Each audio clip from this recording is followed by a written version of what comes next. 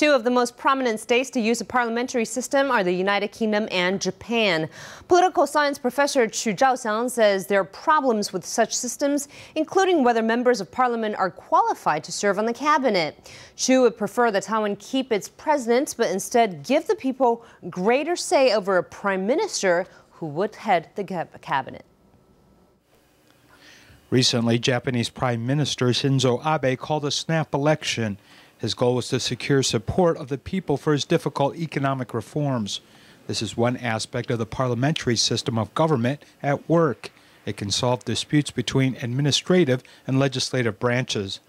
Another aspect is the tendency for members of parliament to serve as cabinet ministers. If MPs are to serve as cabinet members, many people will begin to question whether our lawmakers are qualified. They may not be able to reach that standard. Professor Chu Chao-hsiang believes that if Taiwan keeps more than a ceremonial president, then it should give lawmakers greater say over who serves as prime minister.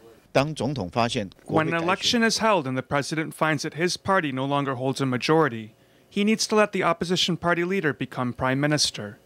The prime minister must pass a confidence vote in parliament. We can then ensure that the people have greater say over the prime minister's office. The prime minister would then be able to resist the president's authority. In Taiwan, stalemates were common during the Chen Shui-bian era, when the executive branch and the legislature were controlled by different parties. They have also been common during the Ma Ying-jeou era, when they are controlled by the same party. Some beg to ask whether Taiwan's system is the problem, or the politicians who are voted into office.